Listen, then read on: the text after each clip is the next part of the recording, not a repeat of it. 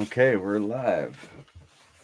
Welcome to the Tom Bigby Tales. I'm Shannon Evans, your host, and I'm here today with Jake Phillips of the Cultured Bumpkin. And I'm really honored and excited to have him here on the show. Jake, welcome. What are you up Thank you. to, man? I appreciate that. Well, I'm always up to something or other. Love your podcast. Of course, I guess no one's been a listener very long. You've only been on the air 4 or 5 months, but I love your podcast. So Oh, I'm thank you. really happy to be here today. Thank you. So, how long have you been doing this? When were you Well, at the Cultured Bumpkin? Cultured Bumpkin, I started in December of 2018. This was my first Wow. episode. Yeah. Uh-huh. Or maybe November, but it was winter or close to winter of 2018. And have you consistently, like weekly, or did you have a pattern, or were you just testing the waters when you first started this? When I first started, I sort of tested the waters. So my goal for the Cultured Bumpkin was to sort of make little known writing, good writing, accessible. So, I couldn't find, let's say, a lot of Mark Twain short stories, who I really like Mark Twain. So I was like, well, I'll just read them. I'll read them and post them for Mhm. people that are like me. So that's kind of how it started. Um, and I do more mainstream stuff, public domain, but Uh-huh. more, I'll do poetry and stuff, or, something that people would definitely have heard of. But I kind of started doing like Journalism in Tennessee by Mark Twain, which is kind of, Yeah. not many people have heard of that one, but that's a real funny one. Have you done any of Roughing It? No, I have not. Oh my gosh. I still think that's some of his funniest writing, especially when he ended up in Utah. And he was like, they blindfolded him to go up to the silver mines. And he was talking about the women who were, they were widowed. And these miners had taken on these widows because they, back at that point, Utah still allowed plural marriages. And so he's writing about the fact that they blindfolded him to take him up to these silver mines because they didn't want him to know where they were. So he's like, okay, fine, blindfolded. He gets up there, and all the miners have come in out of the mines, and they're sitting at these long trestle tables, and the women are all bustling around. And he looks around and he goes, you know, that was some of the homeliest women he'd ever seen in his life. And he said, these fellows had really done mankind the kindest gesture by taking those women off the hands of the rest of humanity, and taking on these women and marrying them. Anyways, he does it in his typical tongue in cheek, Right. Mark Twain style. I have not done that one, or any parts of it. And Well, the parts about when he writes about riding with the Pony Express is hilarious because he talks about how sore he is because he's not been right. of course, the Pony Express riders were like, what, 14, 15, 16-year-old. I mean, they were young kids. So, anyways, Yeah. I think you might enjoy those. I need to check those out, because he was such a prolific writer. Yeah. It would take a long time. I mean, you could do a podcast just of his work, but I think, in answer to the question, a long way around the cowshed there, but I shoot for once a week now. Hmm. So for a long time, it was kind of like, I'll do 3 or 4, and then I peter out for a month or 2 or 6, and then yeah, I'm in 2024. I definitely want once a week in something. So, Well, I know your story, but tell my listeners how you got started. okay, well, let's see. I started in voice acting because, for those that don't know, I'm a voice actor by trade. Like, I'm not a full-time podcaster. I make my living by being a voice actor. I do commercials and audiobooks and things like that, but I do podcasting because I enjoy it, and YouTube as well.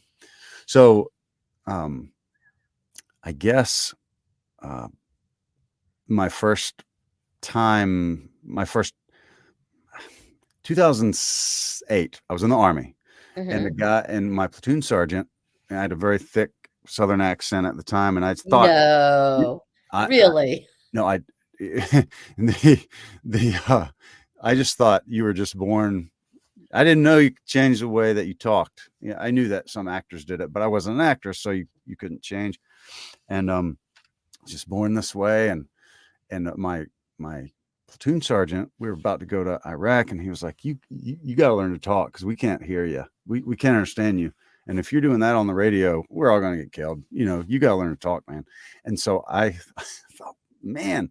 So I started trying to enunciate better, and it worked. I started to.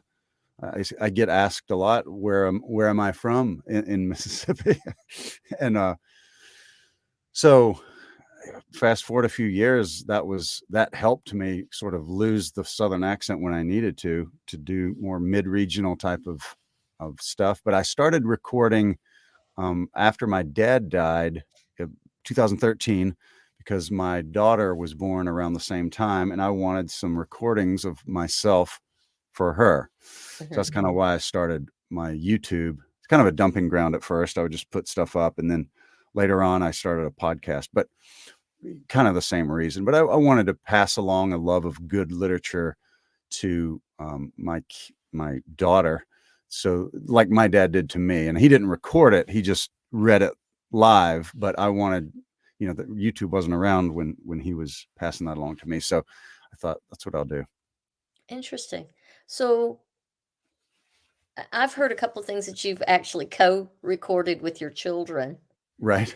I don't know if you put anything of that. I mean, we're friends, so I see it amongst your Facebook. I don't know if you've published any of that elsewhere, like on YouTube or anything, because the cartoons one, the most Right. recent one you did with your daughter is just righteously hilarious. And her intonation and everything is she's spot on brilliant. I Um, appreciate that. Yeah. what has been some of your favorite co-recordings with your kids? So for those that to clarify what Shannon was saying, for those that don't know, my daughter and I like to take Disney scenes and then dub over them, right? So Yeah. I'll be from the Aristocats. I'm the little Basset Hound that Jim Lindsay voiced. Mhm. Hey, Napoleon, that guy. And then my daughter was the bigger guy that Pat, the dog that Pat Buttram, that Mhm. that fella that talked through his nose. I'm the leader. I'll say when it was that guy. Yeah. So we uh, we like to do those. I think one of my favorites was from what was the movie? It's more new. It has Hugh Jackman and Zach Galifianakis. It was about like a Bigfoot, but that's not the name of it. Anyway, one of the reasons for it, because Hugh Jackman and I played him, his character, and we're Yeah. just dubbing over. Yeah, yeah. Um, she was the Bigfoot played by Zach Galifianakis, and she was hilarious. And then I was the explorer that found her. But one of the reasons why, in addition to it, just it's fun to do that with her, and she's so fun. I posted on Instagram or something, and a person that was on that team, like the creative team, was like, this I was on the team that put this together. She was in the graphics or something, and she said, this is wonderful. I love this. I love, Oh, that, that's that y'all connect. awesome. That So is I suppose wonderful. that's my favorite. Oh, that's so cool. Yeah, Right here on the Tombigbee River in Columbus, Mississippi. that's right. We're talking to famous people and we're doing famous things. Um, I know you really focus on the classics and certain classic short stories and things that are in the public domain. Why not sci-fi or Zane Grey westerns? Uh, why did you pick the classics? Well, I like the classics, and they're well written. If it's, there's been non well written classics, but generally the reason why they're classic is because they were written really well, and there's no copyrights on it anymore. Mhm, So I some things, like, let's say Tolkien, all of his stuff has been copyrighted by mhm, the Tolkien estate. So if I mean, I could probably do it now, but let's say if something if I recorded an audiobook on my own, sort of a pirated version, and posted it, they could say, "Hey, you have to take that down," and Yeah. I don't want to risk that. So I do non-public domain, but only if I have, or mostly if I have permission from the author Uh-huh. or the publisher, unless it's something like, I do things from maybe the 30s or 40s from time to time. I'm like, James Thurber, maybe Yeah, I'll yeah. see how this goes. Walter Mitty. Exactly. Well, when you do Jules Verne, let me know, okay? Okay, okay. 'Cause I was a Jules Verne junkie as a kid. That was Okay, I love Jules Verne. Like I do 20,000 too. Leagues Under the Sea was a early kind of an early book that I read that was like, "This is so good." Yeah, Journey to the Center of the Earth was also great. So Right, and it's kind of written it's not short stories, but the way it's in the collection, right, it's kinda like reading Gulliver's Travels where that's, in sections. Anyways, right. so Yeah, cool. I look forward to that. Um, what you said you do voiceovers professionally right. and you do books. You do audiobooks. What Mhm. type of audiobooks do you have a specific genre or Not really. So usually I'll work with, publishers or authors, and a lot of them are earlier stuff that I don't like. I feel like I'm better now, and so I don't like some of my earlier stuff. But I've done history. I've done a romance or two. I've done a sci-fi or two. I've done a fantasy or two. It's just I have a wide range of stuff that I enjoy doing. can you say some of the things or is it like you're not allowed to say that you're the voice on those? No, there's nothing that I'm not allowed to, but I would probably a lot of them have been so long, and there's nothing big, nothing like, "Oh, you're in, whatever series." Yeah, This Joy would Luck Club or whatever. Yeah. right. I would have to look, um, I would have to kinda go look and say, "Okay, okay, here's what it is." Uh-huh. But yeah, put me on the spot on that So one. how did you get started in voiceovers and especially in audiobooks? That fascinates me. I had a friend who did that in Seattle, and, Yeah. she just fascinated me in how she'd get approached. Well, you can do it a lot of different ways. And I have done it all from, and this is something anybody could do. If you can create good sound, have a good sound setup, a decent mic, you can go to acx.com, and it's owned by Audible or Amazon, I guess. And it basically puts narrators, producers, authors all in the same message board, and you can audition for stuff on acx.com. Anybody that thinks that sounds interesting ought to check it out. So I've done stuff from there. I've also emailed people like, "Hey, here's this book that hasn't been I noticed on Amazon it hasn't been an audiobook. I would love to do that because I'm an audiobook narrator." And they'll say, "Oh, okay, well we can work something out." Also on social media, I posted some stuff on social media, and I've had authors reach out and say, "Hey, I liked your stuff on TikTok, or do you do this professionally?" And then I can work with them like that. So I have a multi-pronged approach to getting work. Interesting. So are you unionized? Like I'm not, actors? no. So what I do, and I don't think audiobooks were under the strike, anyway. I want to say, and reason I say I'm not sure is because I'm not union, but I want to say that the like audiobooks were not under that Screen Actors strike, type of a thing. Even though there were some AI issues that they were sort of, bones of contention that heavily affect narrators. I don't think that was part of it. Wow, that's really interesting. Um, you've done some voiceovers, like advertisements Right. or advertisements, as some people call them. Advertisements, right, over across the pond. Yeah. The What are some of your ones that you're most proud of, and what are some of the ones that have been most interesting? Well, a lot of the ones that are the most, I don't know. It just depends. A lot of the time it's what is on the screen. Because as a voice actor, um, a lot of the time, especially if you're an if okay, so if it's a A-list actor, okay, we're gonna hire James Earl Jones to narrate this. Obviously, it's recognizable, but you want people to know this is James Earl Jones. We got to do Yeah. this. If you're an unknown like myself, your voice is to set the stage. It's not, oh, who is that voice actor? It ought to thrill and exhilarate you, but you don't know why. And it turns out it's that a voice actor is doing a great job, but it's like you don't want to be the spotlight. You're enhancing all the stuff on the screen, basically. So there was a lot of short film type things that I really like. I was in I was Errol Flynn in a movie that premiered at the Cannes Film Festival Uh-huh. last year. So that was cool. Um, there is a British snack food called a turkey Twizzler, and I did an advertisement for them, which was fun. That aired in it was kind of in the news and the Daily Mail and stuff, and it was all over the newspapers over there. Back when they sort of it came back because it had been banned by Jamie Oliver or he helped ban it for a long time. Anyway, um,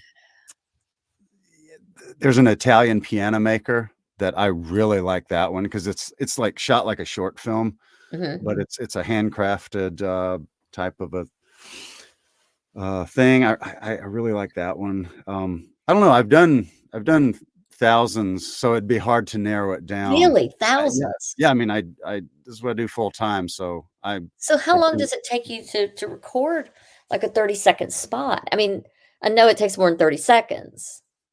it So depends what on is what it is. So if it's somebody that I've worked with many times before, I already know the tone, the projection, because some people they want it like we want it to be intimate and heartfelt, and so you're going to want to be more, your voice is going to be down low, and it feels more, close and like I'm confiding in you. Whereas if you're doing a fireworks stand, which right now at New Year's I have, there's these, it's called Jake's Fireworks, funnily enough. And they're all over the United States where it's Uh-huh. like, I'm going to turn down my mic way down and be like, Jake's Fireworks, get to me, and it's like it's totally different. Um, so it depends if I've worked with them before. So if So it's a now how first, do you find those gigs? I mean, I'm on all kind of stuff. I have a website. I have my, um, what do you call it? My demos and my reels on, different sites. I have it on YouTube. I'll post. I try not to wear out people that follow me on, let's say, Facebook friends. Uh-huh. But from time to time, I'll say, hey, I just made this new reel of stuff I've been in the last year or so. So, if you know anybody, and I always get business from that. People are always reposting and they'll say, hey, my friend's a creative director at this company. And I'll get a Oh, wow. message from them like, hey, I'll keep you on our roster. And so I'm kind of mercenary with how I do it. But, I mean, I think anybody could do it. I'm not a special snowflake or anything. Anybody that put forth the effort that I have could do it. Well, now have you, I mean, I know you said you had to learn how to speak right for the military. Yeah. What voice training have you done? Voice training with a voiceover coach. I've never had any voiceover coach training. I've had screen actor coaching, like that type of coaching, and then stage acting, and Mhm. then I do a lot of stuff with more acting coaches in general. But and I apply it to voice acting. But I've never gone to a voice actor coach per se. But you can also learn tons of stuff. I've learned tons of stuff from YouTube. Just So like, why? In a lot of ways. I mean, well, I mean, there's so many master Yeah. class. You can listen to Sareed McKellen or Michael Caine talk at length about, Yeah. you know, I with mean, I've learned about podcasting. I mean, right, that was kind of, I was like, between just talking to you over I don't know, I think I was having a soda water or something. And, yeah, we were down at Munson's and I was like, okay, how does this work? And how does this work? right, right, and And that's the then that's the going best to way to do it. YouTube and you'd give me a nugget and I'd go off and here we are a handful of downloads later and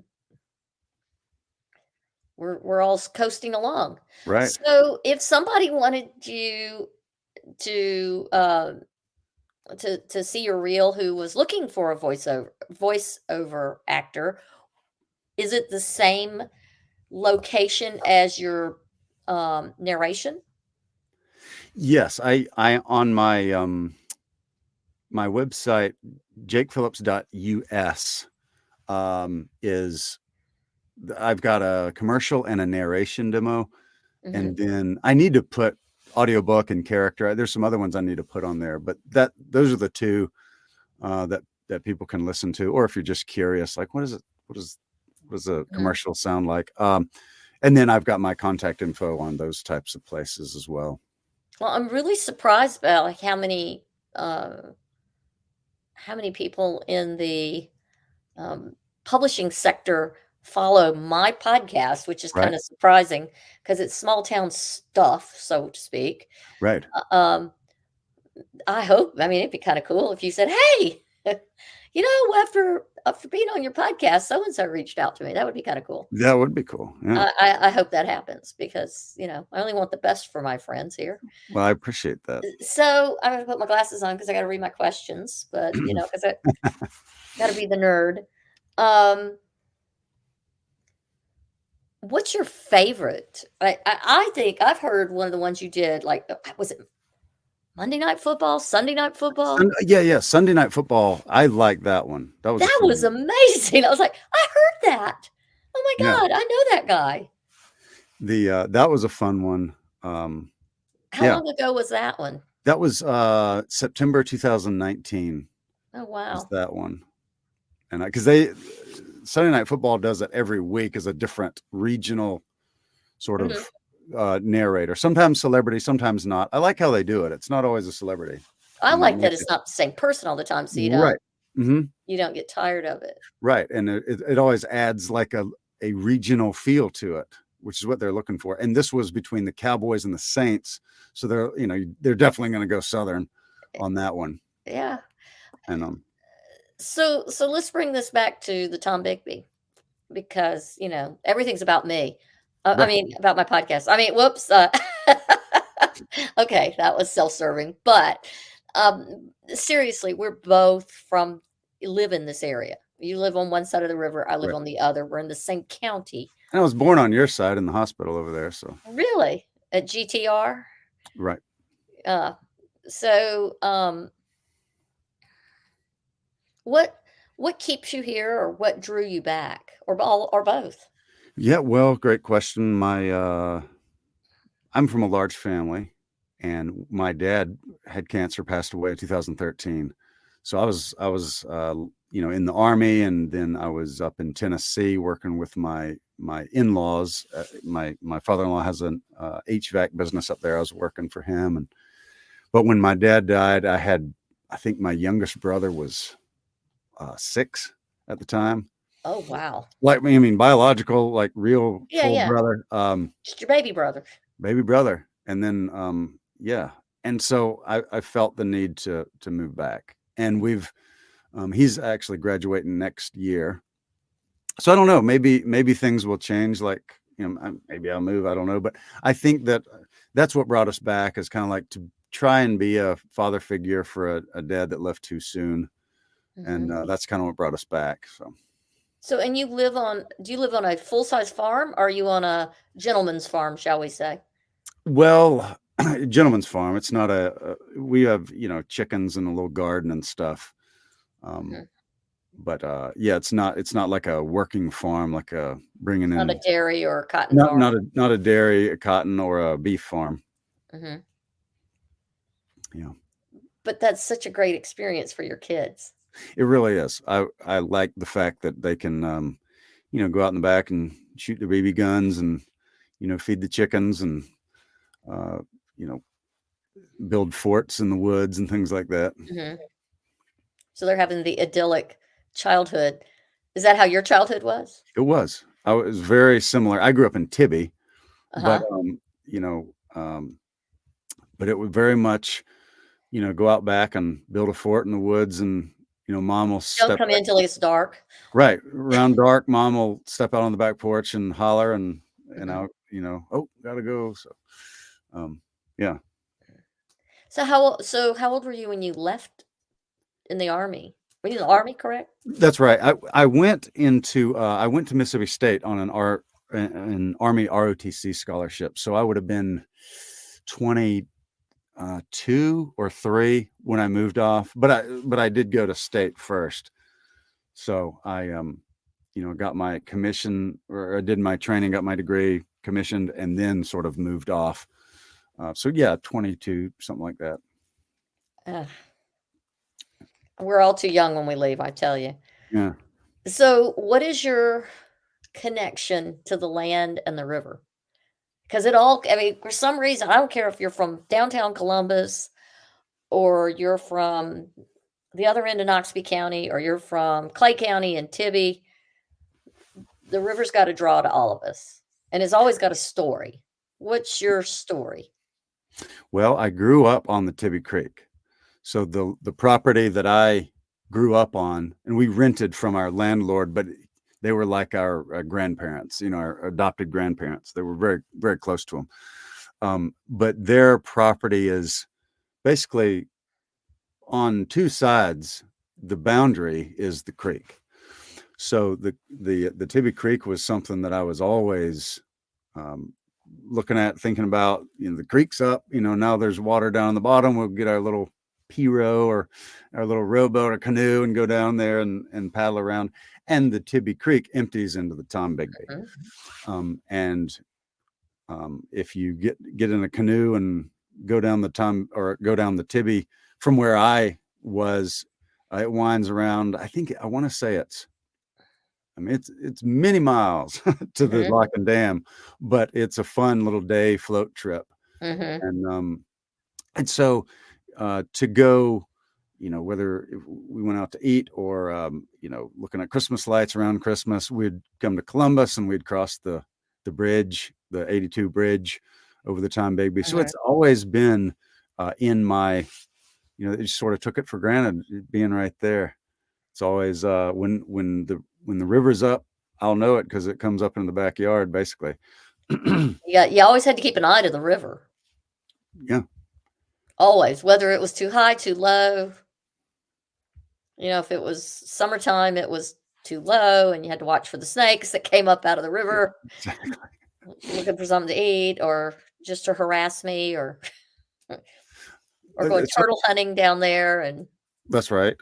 Some of my greatest memories as a kid in the Mississippi bottom, right off the Tombigbee, is when it's usually this time of year. It's rained a lot between now and March, so it's usually chilly, Mhm, and it would rain a lot. The bottom land would flood, and we'd get in a canoe or a boat of some kind and just paddle through the woods. I always thought mhm. that was a lot of fun to me. Well, there's more gators up the Tibby now than there were when we were kids. Probably. Yeah, I mean, that's something we've really seen. W did you now I'm gonna really test your redneck ability. Um, did you ever go chicken necking for turtles when you were a kid? When Chicken, what is that? I don't you even know. tie so you don't use a hook because you don't wanna hurt them because you gotta let Right, them right, go. right, You take a chicken neck, you lay it out in the sun, or you just let it get stinky, right. and then you tie it onto some monofilament on your fishing pole. Usually, I mean, we just use an old cane pole, but you could use a casting rod if you wanted. But you hang it out and you catch a turtle. I've never done it like that. And I then mean, the I have turtle you tried to. catch the Yeah, turtles and you slowly have to reel them in, and then you right, have to yeah, well, then you have to get them to let go. And right, so and those big old snapping turtles, I mean, we were a couple of times, we pulled in some that were, bending the pole and gonna, you know, cause a problem, and we were right. hoping it would drop off before it get to because those alligator snapping turtles are pretty ferocious. They really are. Yeah. So, I mean, we had one grab onto the pole and it just snapped the pole in two, and I'm like going, Those are dinosaurs. Those are little They dinosaurs. really are.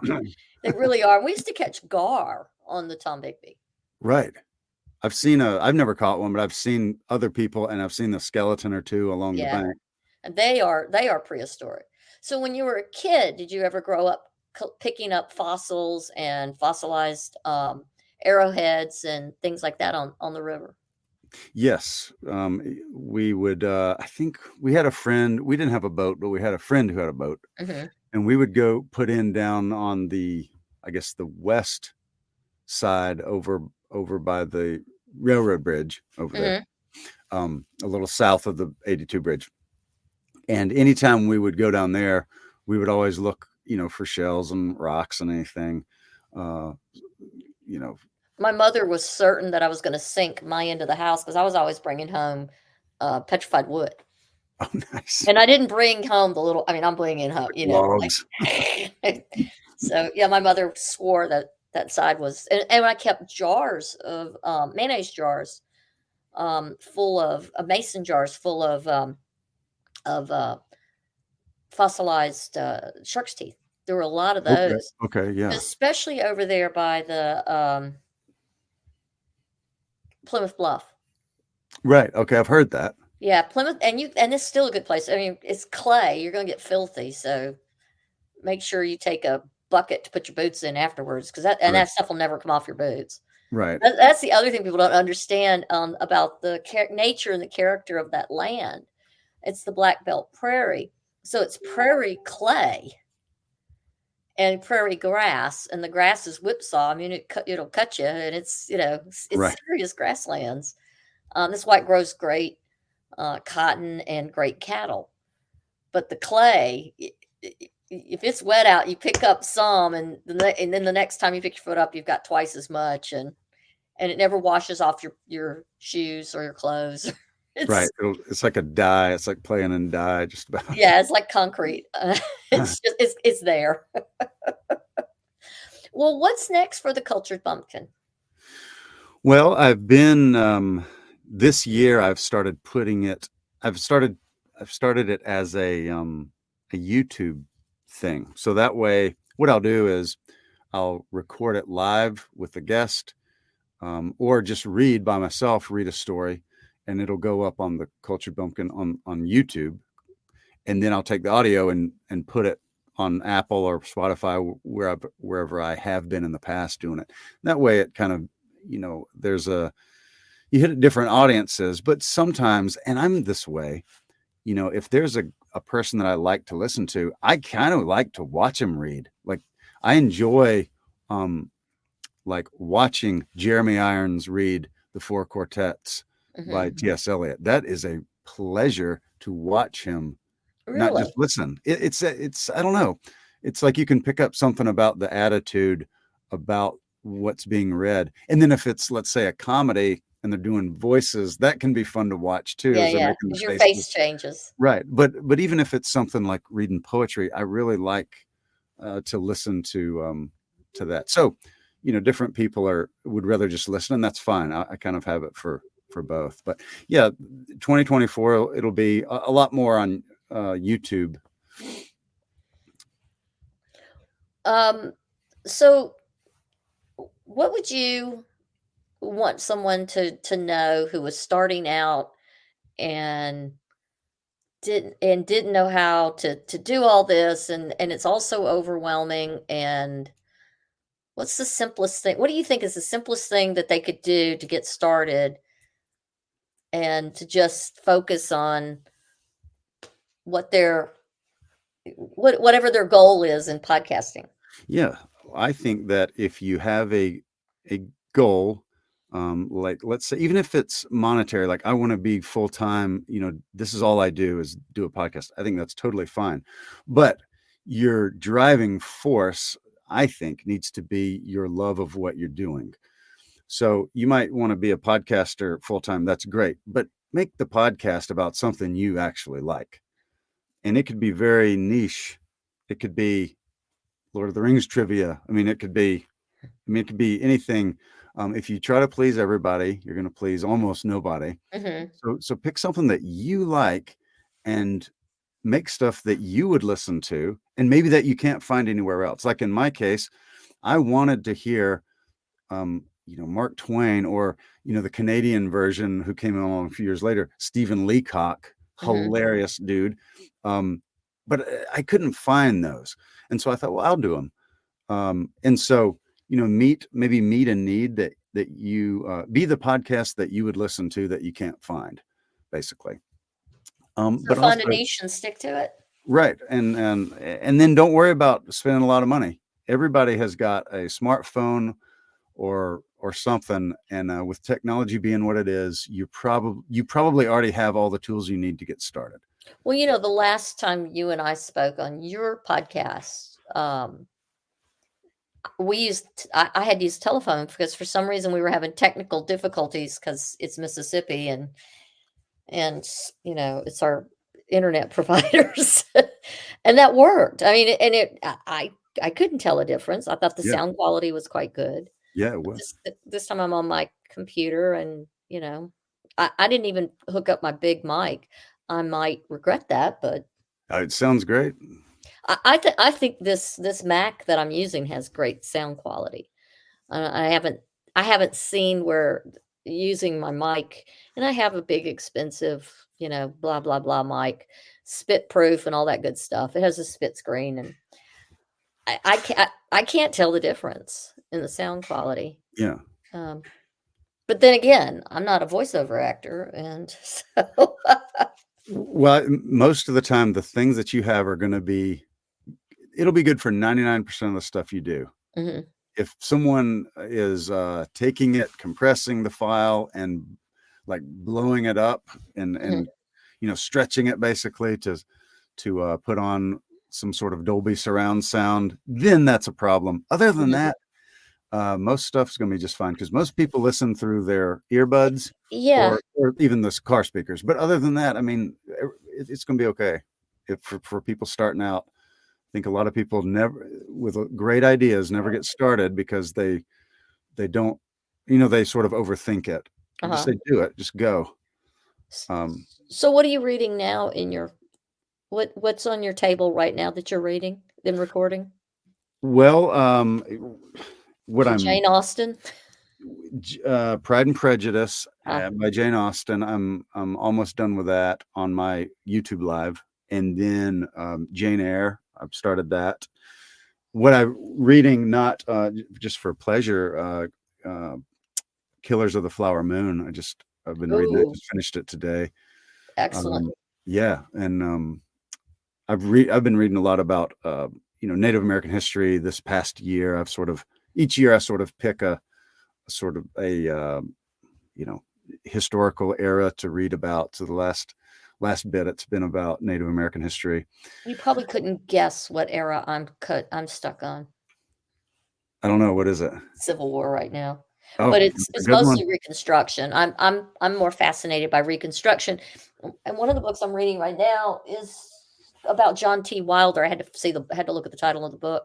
It's actually written by a local, semi-local. It's an academic whose family is from here, and he grew up here for a bit. But John T. Wilder was a Union officer, Mm, and he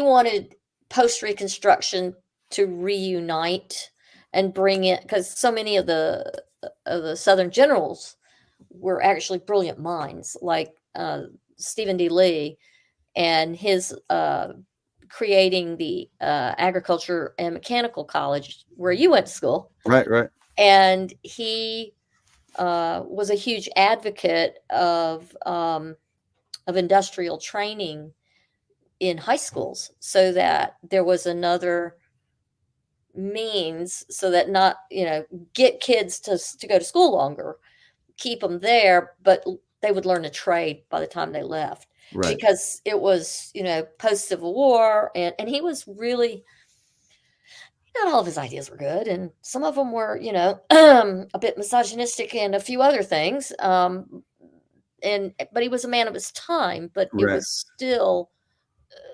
cutting edge in some of the it became some of the more modern practices in farming and Mm, and agricultural education. But the biggest thing was the idea of having an engineering school, right. and that was a major piece of his gift to education. And so this John T. Wilder was fostering relationships with these men like Lee and others who were in, around the South. But specifically, what I'm looking at in this book is some of some of the ones I've been writing about and reading about who survived the Civil War and what became of them. Because it's kind of curious to me, like what's the song in White Christmas? What do you do with the old soldier? Right. Yeah. They gotta have something to do, otherwise they're creating more rebellions and stuff. So Yeah. it's fascinating. Yeah. Not What as What do you do with a general when he stops being a general? That's Whatever it the was. one. Yeah, I love that movie. Me Anyways, too. I'm a sap. Um, but yeah. I, I'm curious. What do you want your legacy to be? I'm gonna just throw that out there. When Yeah. all is said and done, what do you want your legacy to be? Well, I want to be remembered for somebody that was a good family man. He was like honest, like what you if you you know if you met that guy and then you heard about him and asked other people later, like it's the same guy. He's not two-facing anybody. If you like him or not, either way, he's going to be that way when the doors are closed, in the back alley, just like out Mhm. on the street or going to church or whatever. It's the same guy. That's what I want to be. On the art scene, I want to be. The thing about YouTube is that long after I am dead and gone, I can still be performing Mark Twain for the next generation. I think Makes that's me so happy. cool. You know, Could you throw um, in some Faulkner while you're at it, please?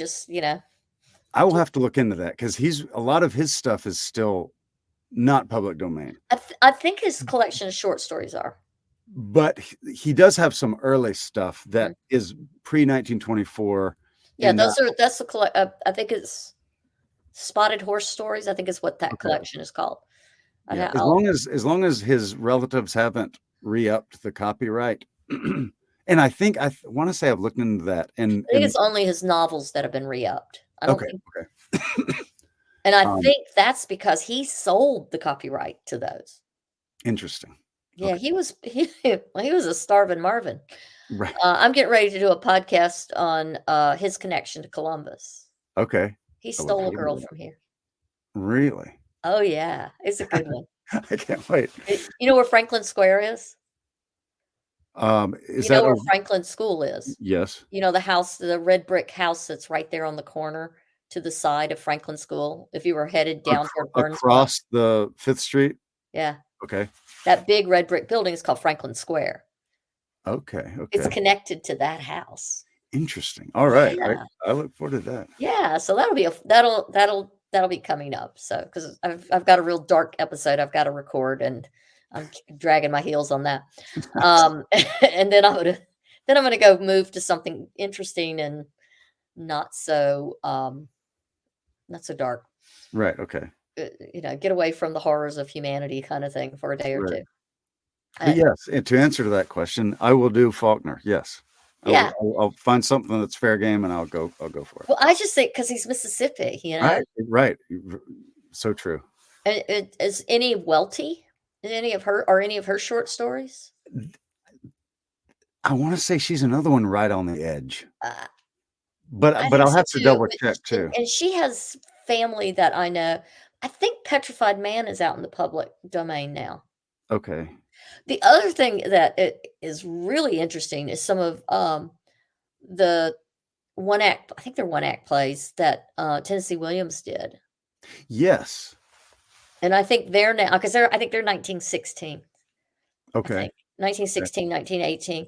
Um, they might be interesting. I don't know, I'm just throwing stuff out. You do what you do No, you, that's but great because I do want to. I love to. I mean, because those are classics to anybody, but also with a connection. to Like Mississippi. exactly. I mean, Tennessee, we're born in the same town, so why not? No kidding. Yeah. So, have you ever heard of Charles Henry Ford? Charles Henry Ford. I don't think so. I mean, that's one of those names that sounds Okay, so so familiar. Charles Henry Ford was a poet. His father came to Columbus. They were from like Laurel or Meridian or someplace like that. Okay. but his or Mendenhall. I mean, it's somewhere like not connected to Columbus. But his dad came to manage one of the hotels here. And there was a fine restaurant in the hotel. And Charles Henry Ford grew up living in the hotel, as they did, and his family had a little apartment in there. And he worked in the um, in the restaurant area.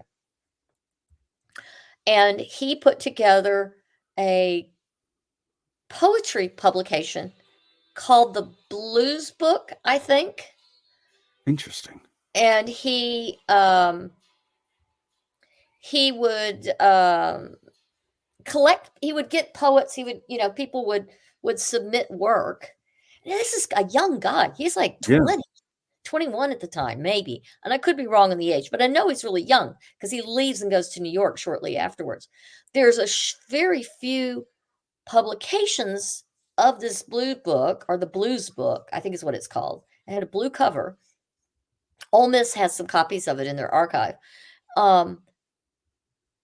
But oh shoot, he has some significant poets who submitted work and were published in Really? it. Okay. And this is like this is during the early part of the Depression. This is like 28, 29. This is Okay. really early.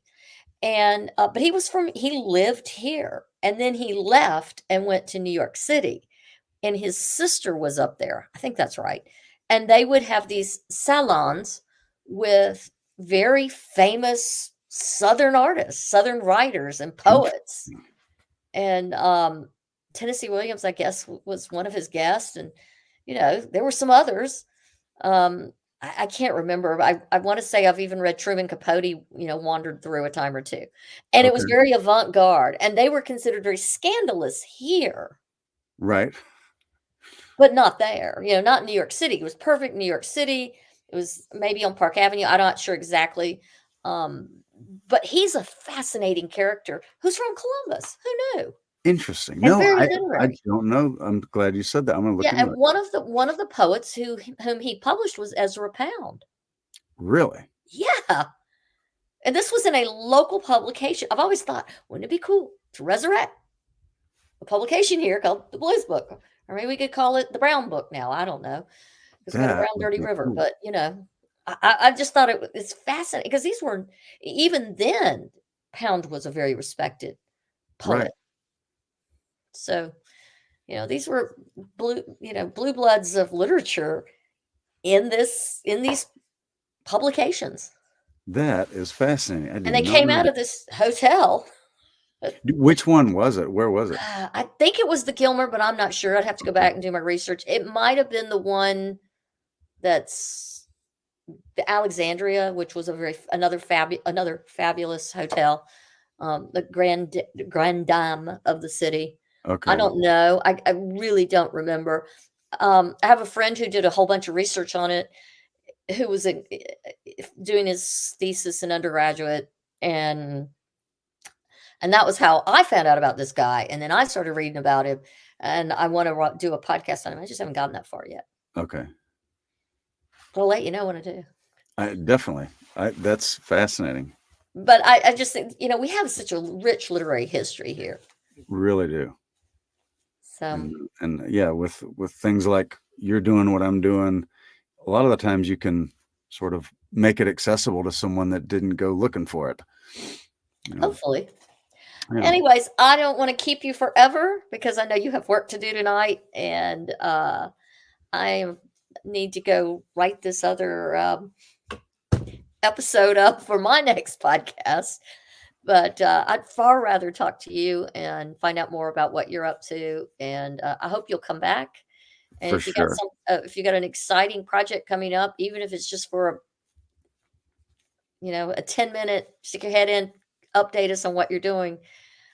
This is exactly what the Tom Bigby Tales is about. The tale doesn't have to be salacious, and Right. it doesn't have to be a murder. Although, as my father always said, don't let a good murder get in the way of a good story. Well, thank you very much for having me. I really appreciate it.